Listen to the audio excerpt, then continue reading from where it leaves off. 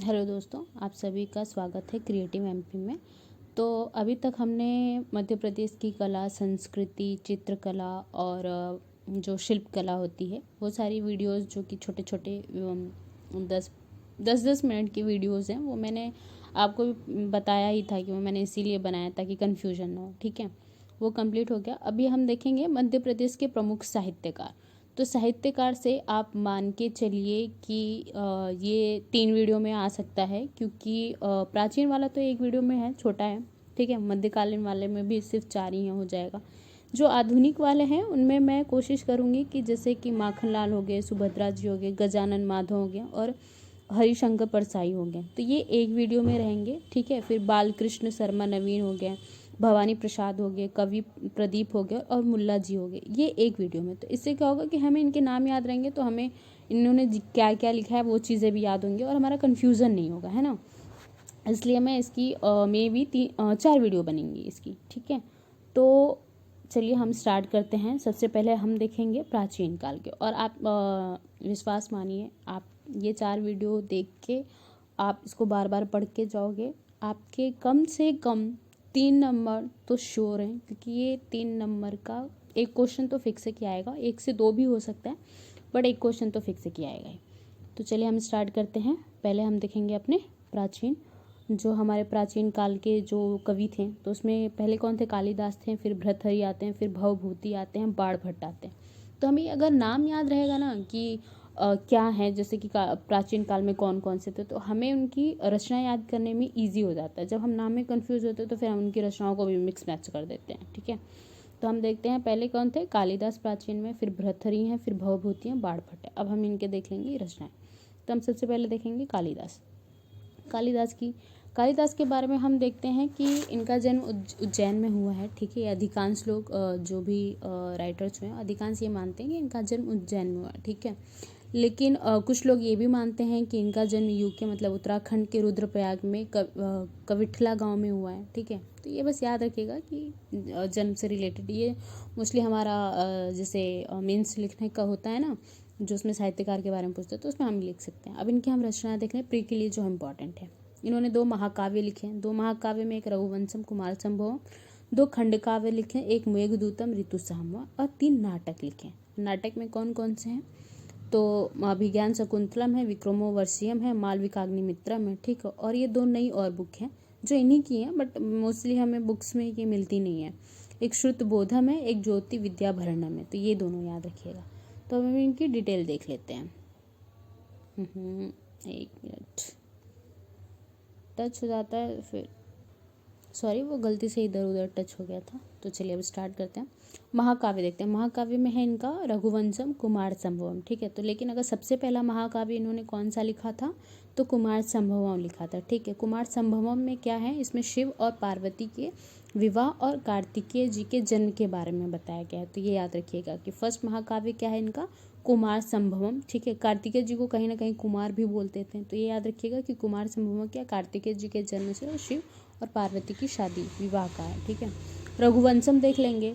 रघुवंशम में हम एक तो 9 सर्ग मिलते हैं। ठीक है, इसमें क्या है कि राम जी की वंशावली के बारे में बताया गया, और ये जो है सबसे पुरानी कृति है। तो ये याद रखिए कि रघुवंशम ऑब्वियस सी बात है, रघु जी हम किसको बोलते हैं? हम राम जी को ही रघु जी बोलते हैं ना। तो रघुवंशम में राम जी की वंशावली बताई है, कुमार संभवम में शिव और पार्वती के विवाह और कार्तिकेय के जन्म के बारे में बताया गया। तो ये क्या हो गया? महाकाव्य। महाकाव्य क्या है? रघुवंशम कुमार संभवम। ठीक, खंड काव्य देखते हैं। खंड काव्य है मेघदूतम ऋतु संहार। तो मेघदूतम के बारे में यहाँ पे लिखा है। ठीक, पहले हम ऋतु संहारम के बारे में देख लेते हैं।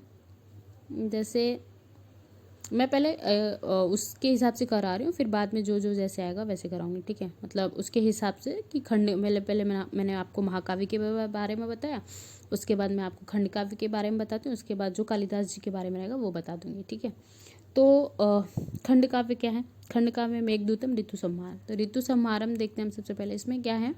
अगर वैसे देखा जाए तो जो मेघदूतम है वो फर्स्ट खंड काव्य है। ठीक है, मेघदूतम क्या है? फर्स्ट खंड काव्य है। इसमें मेघदूतम में क्या बताया गया है कि प्राकृतिक के सौंदर्य का मानवीकृत वर्णन किया गया। ठीक है, इसमें यज्ञ की कथा का वर्णन है, अमरकंटक का विवरण है और देवदासी प्रथा का वर्णन मिलता है। ठीक है, उज्जैन व बेतवा नदी की जानकारी भी हमको मेघदूतम में ही मिलती है। तो यहाँ पे फर्स्ट महाकाव्य कौन था, कुमार संभव। वैसे कि मेघदूतम क्या है, फर्स्ट खंड काव्य, ठीक है। इसमें प्राकृतिक का वर्णन मिल रहा है, यज्ञ की कथा मिल रही है, अमरकंटक का विवरण मिल रहा है, देवदासी प्रथा की जानकारी हमें मेघदूत से मिल रही है, उज्जैन व बेतवा नदी की जानकारी भी हमें मिलती है, ठीक है। अब ऋतु संहारम देख लेते हैं। ऋतु संहारम में क्या है कि 6 ऋतुओं का इसमें प्राकृतिक चित्रण किया गया है, ठीक है। और इसमें यह बताया गया है कि उज्जैन में 85 प्रकार के गुलाबों की जानकारी हमें ऋतु संहारम में मिलती है, ठीक है। 85 प्रकार के गुलाबों की जानकारी कहाँ मिल रही है, तो ऋतु संहारम में, और 6 ऋतुओं का वर्णन मिल रहा है। यार देखो, थोड़ा सा अगर बोलने में इधर उधर मेरी टंग हो जाए तो उसके लिए प्लीज़ एडजस्ट कर लेना, ठीक है। अब देखते हैं हम नाटक में है अभिज्ञान शाकुंतलम, विक्रमोर्वशीयम, मालविकाग्निमित्रम और क्षुत्रबोधम और ज्योति विद्याभरणम, ठीक। कालिदास ने अपने नाटकों में अलंकारों का यूज़ किया। ये ऐसे पहले कवि थे, ये याद रखिएगा, ठीक है। अलंकारों का यूज़ किया, पहले कवि कौन है, तो कालिदास है, ठीक है। और इन्हें उज्जैन के राजा विक्रमादित्य के दरबारी व गुप्त वंश के चंद्रगुप्त द्वितीय के चंद्रगुप्त जो द्वितीय विक्रमादित्य थे उनके नवरत्न में माना जाता है, ठीक है। इनको ये एक तो ये देखिए, अब ये दोनों ही विक्रमादित्य हैं, ठीक है। इनमें कन्फ्यूजन होता है तो इसलिए यहाँ पे दोनों लिख दिया गया है कि कभी उज्जैन के पूछ ले तो दोनों, बस ये याद रखिएगा, ये या तो उज्जैन का विक्रमादित्य आ जाए या फिर गुप्त वंश का विक्रमादित्य आ जाए। तो कालिदास किसके दरबार में रहते थे, तो विक्रमादित्य के दरबार में रहते थे, बस आपको याद रखना है। और इधर चंद्रगुप्त द्वितीय विक्रमादित्य, ठीक। ये चलते हैं, ये कन्फ्यूजन है, हमारा कन्फ्यूजन नहीं है, इतिहासकारों का ही कन्फ्यूजन है, उसके लिए कुछ नहीं कर सकते हैं। प्राकृतिक का मानवीकरण करने वाले ये पहले नाटककार हैं, ठीक है। प्राकृतिक का मानवीकरण से मतलब है कि प्राकृतिक को ऐसा माना है जैसे एक मानव के मन में जो विचलन और जो खुशी होती है वैसा ही उन्होंने प्राकृतिक को माना है, तो उसका मानवीकरण किया, ठीक है। और आपको पता ही होगा कि इन्हें भारत का शेक्सपियर कहते हैं और साथ में कुल गुरु भी कहा जाता है। तो ये उपाधि याद रखिएगा, क्योंकि उपाधि ही पूछ लेता है, यही पूछ लेगा कि भारत के कुल गुरु कौन है, तो कालिदास है, ठीक। अब हम इनके देखते हैं नाटक। मैंने आपको ऋतु संहारम और मेघदूतम पढ़ा दिया।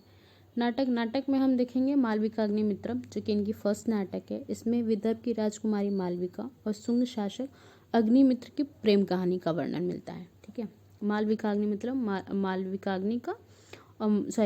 का और अग्निमित्र कौन है, शुंग शासक हैं, ठीक है। इनकी प्रेम कहानी है। और मालविका कौन है, विदर्भ की राजकुमारी है। तो मालविका अग्निमित्र इनके नाम से डिफाइन हो रहा है, ठीक है।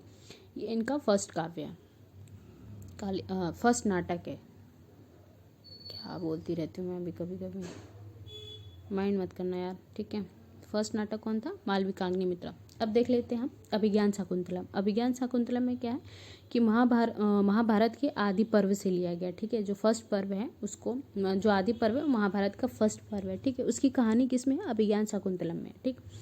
राजा दुष्यंत शाकुंतला के प्रणय, विवाह, विरह और पुनः मिलन की जानकारी किसमें मिल रही है, तो अभिज्ञान शाकुंतलम। तो शाकुंतलम से याद रखिएगा राजा दुष्यंत, ठीक है।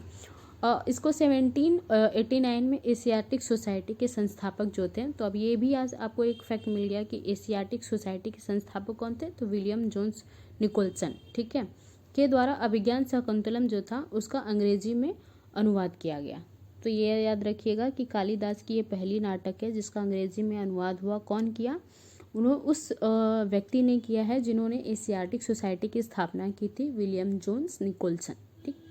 अब हम देख लेंगे विक्रमोर्वशीयम में है कि इसमें रहस्य भरा नाटक है, ठीक है। इसमें राजा पूर्वा और इंद्रलोक की अप्सरा उर्वशी का विवरण मिलता है, उनकी प्रेम कहानी मिलती है।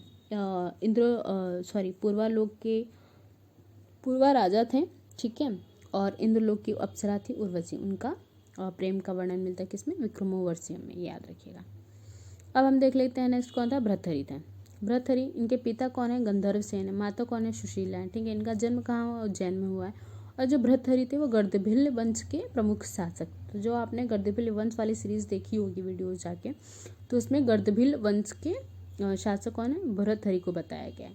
तो देखिए ये जो राजवंश वाली जो भी ये 6 वीडियोज़ है ना, आप ट्रस्ट मानिए वहाँ से आपका एक क्वेश्चन आएगा ही आएगा।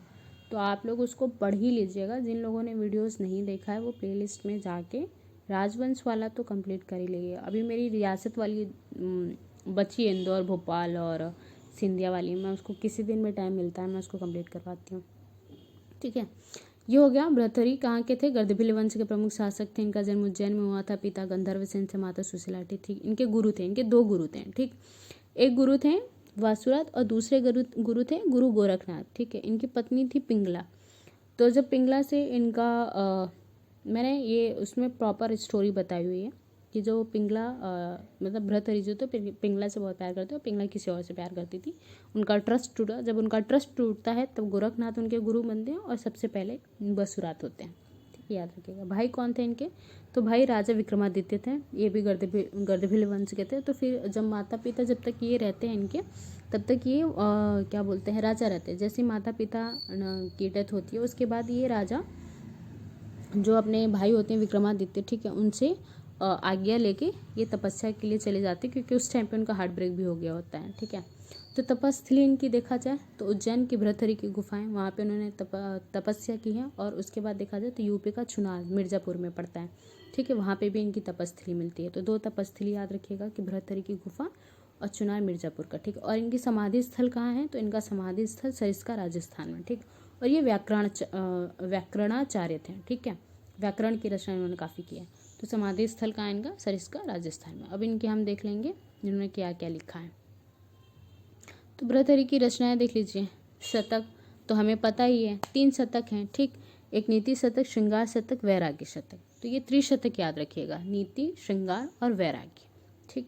पहले राजा थे तो नीति बनाया, जब पिंगला आई तो इन्होंने श्रृंगार लिखा, और जब हार्ट ब्रेक हुआ तो इन्होंने वैराग्य लिखा। तो याद रखिएगा। और फिर महाभाष्य जो कि पतंजलि की पुस्तक है महाभाष्य, उस पर इन्होंने टीका लिखा, मतलब उस महाभाष्य को और भी ज़्यादा एलेबोरेट करके लिखा। तो उसको 3 भागों में लिखा कि महाभाष्य प्रदीप, महाभाष्य दीपिका, महाभाष्य त्रिपदी।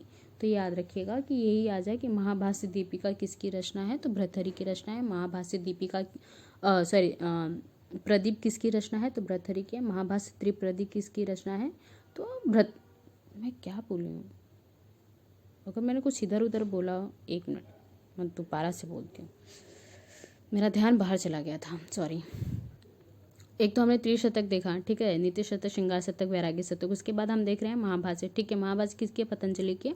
उसके बाद इन्होंने इस पर टीका लिखा कि महाभाष्य प्रदीप, महाभाष्य दीपिका, महाभाष्य त्रिपदी, ठीक है। तो ये याद रखिएगा। उसके बाद हम देख लेते हैं इन्होंने क्या लिखा। शब्द धातु समीक्षा, वाक्यपदी वृत्ति, मीमांसा सूत्र, वेदांत सूत्र वृत्ति, वाक्यपदी, ठीक है। वाक्यपदी जो है इसको त्रिकांडी भी कहते हैं। देखिए एक वाक्यपदी वृत्ति है, ये याद रखिए, अलग अलग हैं दोनों। वाक्य दीप है, वाक्य दीप है, वाक्य प्रदीप वृत्ति है, वाक्य दीप है, वाक्य प्रदीप सही बोल रही हूँ, प्रदीप, हाँ। वाक्यपदी यह है, ओके, मैं इसको पढ़ रही थी। तो वाक्यपदीय है, वाक्यपदी वृत्ति है, वाक्यपदी है। तो वाक्यपदी जो है उसे त्रिकांडी कहते हैं, और वाक्यपदी वृत्ति जो है वो इनकी रचना है। फिर शब्द धातु समीक्षा इनकी रचना है। मीमांसा सूत्र वृत्ति इनकी रचना है। वेदांत सूत्र वृत्ति इनकी रचना है। तो ये याद रखिएगा। अब हम चलेंगे बाणभट्ट के बारे में। बाणभट्ट क्या है? इनका जन्म कहाँ हुआ है? आरा जनपद बिहार में हुआ, ठीक है। विशेष क्या है इनके बारे में कि ये कन्नौज शासक हर्षवर्धन के दरबारी कवि थे। तो ये हमें सबको पता है कि हर्षवर्धन के दरबारी कौन है? बाणभट्ट, ठीक है। लेकिन इनका जन्म कहाँ हुआ था? बिहार में हुआ था, ये याद रखिएगा। उन्होंने हर्षवर्धन द्वारा कौन सी उपाधि दी गई थी?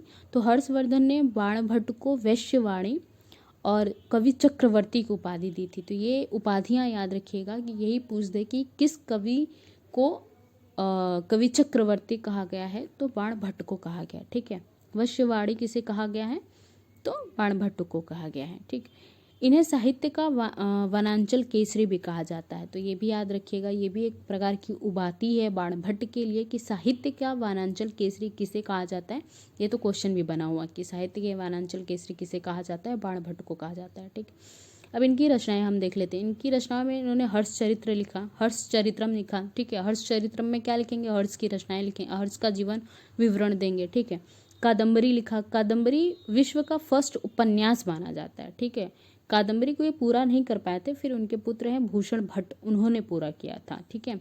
तो कादम्बरी, हर्षचरितम, चांडी शतक, ठीक है। चांडी शतक में इन्होंने काली माता पे लिखा, ठीक है, जिस पर महाराणा कुंभा ने टीका लिखा है चांडी शतक पे, ठीक है। और इनकी अन्य रचना थी पार्वती प्रणय मुकुट ताड़ितक। तो ये क्या क्या हो गया, हर्ष चरित्र हो गया हमने देखा, फिर हमने कादम्बरी देखा, फिर हमने चांडी शतक देखा, फिर हमने पार्वती प्रणय देखा, मुकुट तांडितक देखा। तो कादम्बरी, हर्षचरितम, कादम्बरी, हर्षचरितम, चांडी शतक, पार्वती प्रणय और मुकुट ताड़ितक, ये हमारी बाण भट्ट की रचनाएं थी। अब हम आगे देखते हैं भवभूति। भवभूति हमारे लास्ट है। भवभूति, एक मिनट, उसमें देखो कोई छूट तो नहीं गया, एक मिनट, नहीं, 4 हो गए ना, कालिदास हो गए, भर्तृहरि, बाण भट्ट हो गया। अब हमारे यहाँ प्राचीन भारत के लास्ट कवि भवभूति, ठीक। भवभूति, इसमें मैं क्वेश्चन पूछूंगी, आप उसके बाद मुझे इस कमेंट में आंसर देना, जो भी मैंने पढ़ा है उससे रिलेटेड, ठीक। भवभूति के बारे में देख लेते हैं। भवभूति का जन्म कहाँ हुआ था, तो गोंदिया जिला विदर्भ में इनका जन्म हुआ था, ठीक है। इनका मूल नाम क्या है अगर भवभूति का देखा जाए तो श्रीकंठ पदलांछन भवभूति, ठीक है। क्योंकि ये क्वेश्चन पूछा हुआ है कि श्रीकंठ किस कवि का मूल नाम है, ठीक है। या फिर ये पूछ दे कि भवभूति का मूल नाम क्या है, तो श्रीकंठ है, ठीक है।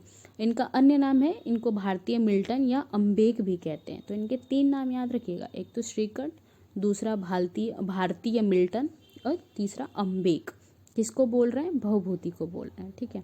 कन्नौज के राजा यशोवर्मन के दरबारी कवि थे, कौन है, कन्नौज के राजा यशोवर्मन के दरबारी कौन है, भवभूति हैं, ठीक है। इन्हें कालिदास का उत्तराधिकारी माना जाता है, ठीक है। उनकी ऐसी रचनाएं थी कि इन्हें कहा जाता है कि कालिदास के उत्तराधिकारी हैं, मतलब इनकी जो भी रचनाएं थी कालिदास के समान थी, ठीक है। मालती माधव देख लेते हैं। मालती माधव में इन्हें क्या किया है कि मालती और माधव की प्रेम कथा का वर्णन है, ठीक है। और पद्मावती का मनोहर वर्णन भी कहाँ मिलता है, तो मालती माधव में मिलता है। महावीर चरित्रम है, ठीक है। महावीर चरित्रम में इन्होंने राम जी जो थे उनके विवाह से लेकर राज्य अभिषेक तक की कथा किसमें मिलती है, तो महावीर चरितम में मिलती है, ठीक है। उत्तर रामचरितम में क्या मिल रही है, इसमें राम जी के अभिषेक के बाद का जो जीवन है, राज्य अभिषेक, ठीक है। यहाँ पे राज्य अभिषेक होगा, अभिषेक नहीं होगा। राज्य अभिषेक के बाद का जो जीवन है, ठीक है, जब वो वनवास से आ जाते हैं और उनका राज्य अभिषेक होता है, उसके बाद का जो जीवन राम जी के रहता है, उसको उन्होंने उत्तर रामचरितम, तो उत्तर का मतलब ही होता है बाद में, ठीक है। उत्तर रामचरितम किसका है, इनका, एक मिनट, तो उत्तर रामचरितम किसका है, हमारे भवभूति का है, ठीक है। महावीर चरितम भी भवभूति का है। उसके बाद है मालती माधव, तो मालती माधव में ये प्रेम कथा बता रहे हैं, ठीक है। महावीर चरितम में राम जी के विवाह से लेके राज्य अभिषेक तक का वर्णन है, ठीक है। उसके बाद उत्तर रामचरितम में राम जी का जब राज्य अभिषेक हो जाता है उसके बाद उनके जीवन का वर्णन है। तो उसके बाद तो हम लोगों को भी पता है कि उनके जीवन में थोड़ा दुख होता है, तो ये संस्कृत का प्रथम दुखांत नाटक भी है, तो ये याद रखिएगा कि अगर पूछ दे कि संस्कृत का प्रथम दुखांत नाटक कौन है, तो उत्तर रामचरितम है, ठीक। तो इसमें आप, ये मेरा क्वेश्चन है आप लोगों से, आप ये बताइएगा कि कालिदास को क्या कहा गया है, उनको क्या उपाधि दी गई है, ठीक। उसके बाद बाण भट्ट को कौन कौन सी उपाधि दी गई है, ठीक है। वीडियो देखने के बाद ना आप देखना कि आपको कितना याद है, ये मेरे क्वेश्चंस बताना। पहला था कि कालिदास को क्या उपाधि मिली है, दूसरा है कि बाण भट्ट को क्या उपाधि मिली है, ठीक। और तीसरा ये है कि जो भवभूति थे वो किसके दरबार में थे और इनके क्या क्या नाम थे, ये मैंने सब आपको पढ़ा है। तो ये सारे के आंसर आप मुझे कमेंट में करना, ठीक। इससे क्या होगा कि आपको याद होगा, आप एक बार कमेंट करोगे ना, अब मैं बता रही हूँ, ट्रस्ट में आप भूलोगे नहीं, ठीक। तो चलिए मिलेंगे नेक्स्ट वीडियो में। नेक्स्ट वीडियो में हम मध्यकालीन जो भी रहेंगे उनको देखेंगे। ओके, पढ़ते रहिए, बाय बाय।